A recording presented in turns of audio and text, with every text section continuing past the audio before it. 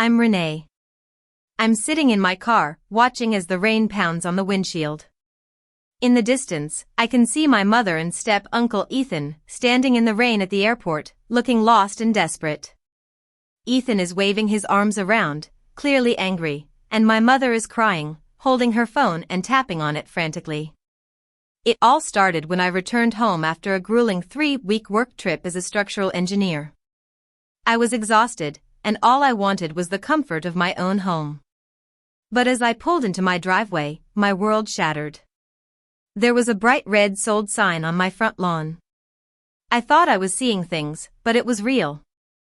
I jumped out of my car and ran to the front porch. My key wouldn't turn in the lock, it had been changed.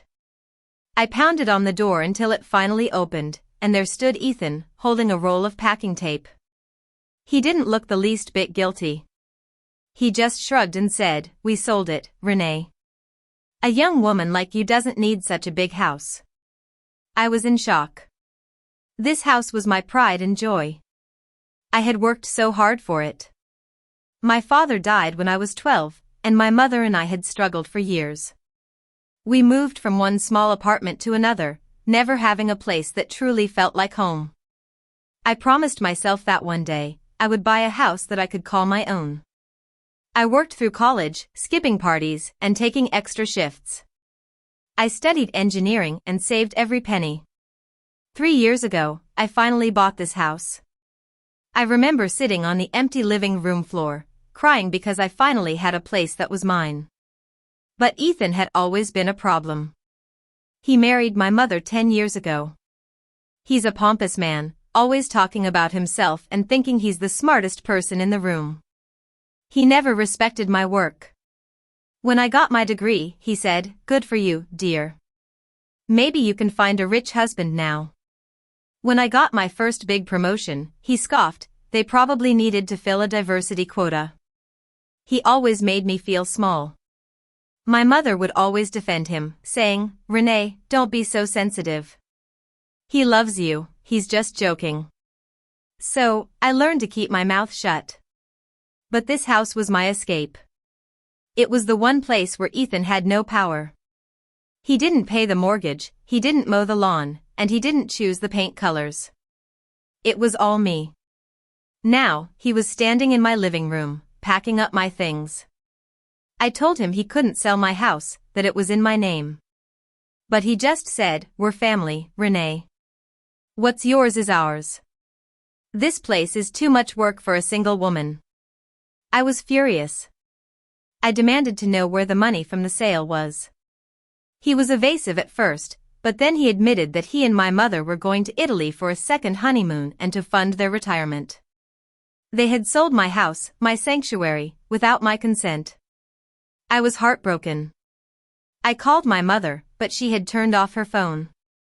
Later, at 2 a.m.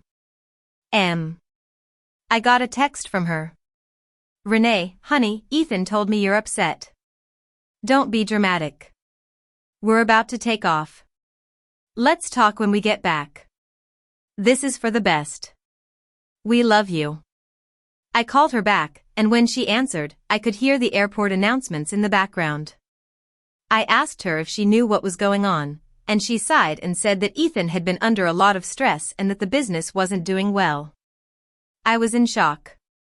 I told her that I had built this house with my own hard work, and she just said I was being selfish. I was determined to fight back. I found the sale documents in my home office.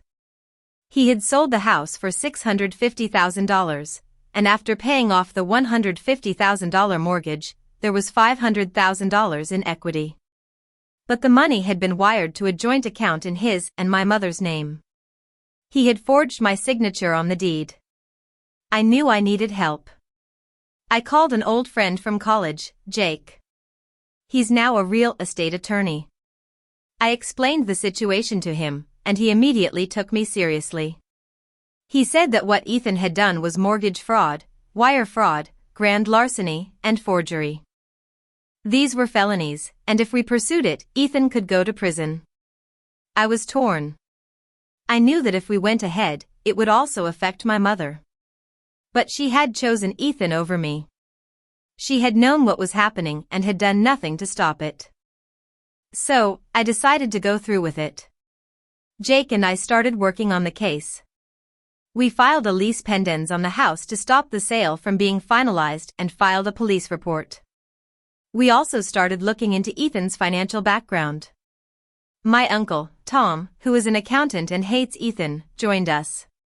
He found out that Ethan had liens against him from previous business partners and that he hadn't filed taxes in 3 years.